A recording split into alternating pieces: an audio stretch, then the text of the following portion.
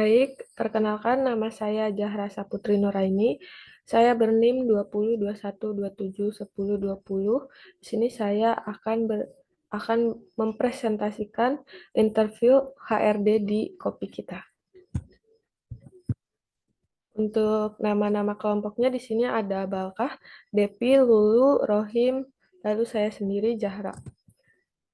Lalu topik pembahasan yang ada di sini adalah satu, calon pekerja, dua, penilaian secara personal, tiga, kriteria komunikasi, empat, apakah ada penilaian sendiri tentang tentang mental dari calon pekerja, lima, apakah perusahaan ini memiliki pelatihan bagi karyawan, enam, bagaimana perusahaan menganalisa atau menganalisis pegawai yang akan direkrut. 7. Dalam perusahaan itu HRD memiliki beberapa macam teknik perekrutmen. Lalu 8. Ada tanggapan HRD terhadap karyawan yang resign.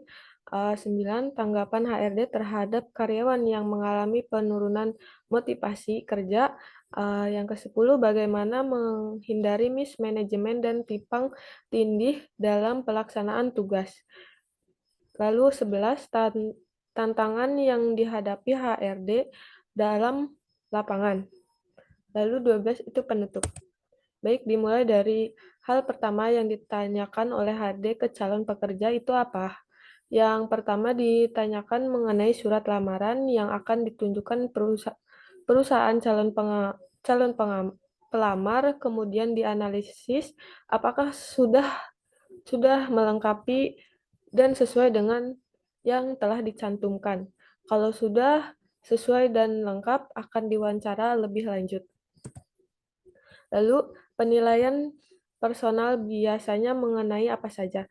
Dari segi perekrutmen atau karyawan, dinilai dari penampilan. Yang kedua yaitu cara kita berbicara ketika datang, apakah nervous atau gugup, bisa dinilai dari cara duduk yang sangat berpengaruh dalam penilaian. Contoh, ketika saat datang jangan langsung duduk sebelum dipersilahkan oleh HRD. Setelah itu, HRD akan bertanya ke calon pekerja mengenai informasi tentang lowongan pekerjaan yang didapat. Bagi yang ketiga, dari segi komunikasi, apa ada kriteria tersendiri? Pasti ada. Apalagi kayak di bagian sales, marketing, pasti dibutuhkan public speaking yang bagus dan pintar berargumentasi. Kalau di Kopi Kita sendiri, public speaking tidak begitu dinilai. Yang terpenting bekerja dengan baik, mau bekerja secara tim. Suatu perusahaan tentunya berbeda, punya ketentuan sendiri. Lalu yang keempat ada penilaian sendiri atau tidak tentang mental dari calon pekerja. Pasti ada, apalagi kalau calon pekerja baru pertama kali melakukan wawancara, pasti dia akan gugup dan merasakan canggung ketika sesi tanya jawab oleh HRD. Apakah perusahaan ini memiliki pelatihan bagi karyawannya?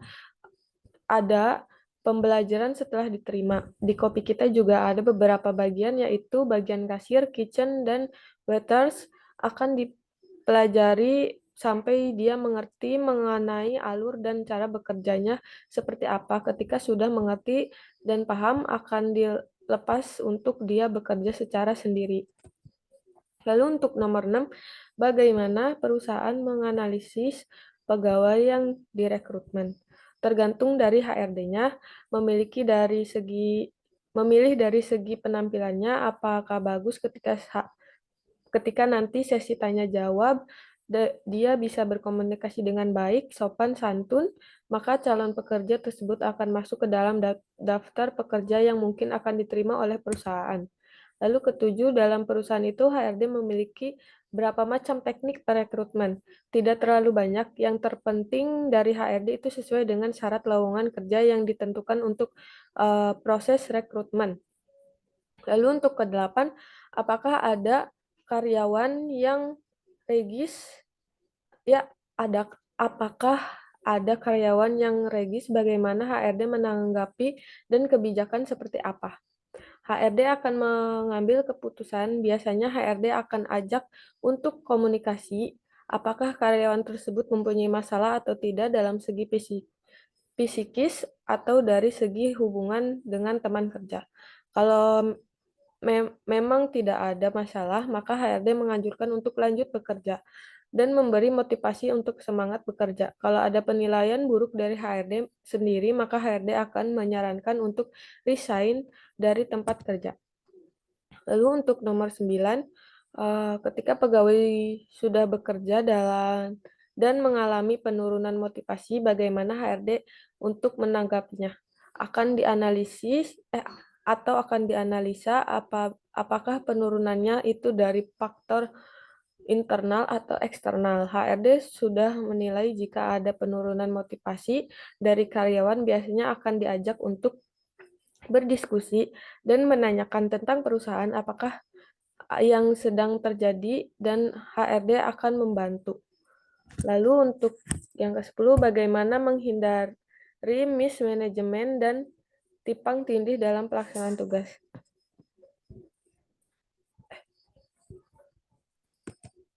Kopi kita sendiri, kalau ada miscommunication sendiri biasanya kita akan berkomunikasi antara HRD dan karyawan. Dalam menghindari adanya miskomunikasi, HRD akan mendekatkan diri kepada karyawan, sering berbincang mengenai pekerjaan, tentang apakah ada kendala pekerjaan atau adakah saran dari karyawan untuk pekerjaan.